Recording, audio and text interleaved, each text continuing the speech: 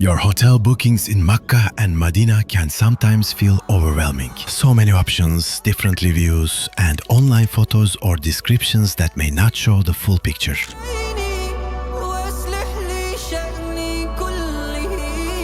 See the beautiful view of Clock Tower when you are staying in Anjum Hotel. The best thing in Zamzam Pullman Makkah Executive Suites, overlooking Haram, you can recite Al-Quran.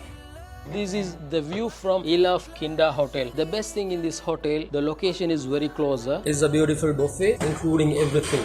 I share clear, genuine hotel tours, showing the rooms, the views, the walking distance, and the comfort you can expect. Let me go inside a queen room, little smaller beds, but it's okay. Now let me bring you inside the restaurant area. Let me show you how you can reach Haram. For pilgrims and Hajj and Umrah service providers, my videos help you plan smarter, serve better, and travel with peace of mind. Subscribe now to learn more about Makkah and Madinah hotels.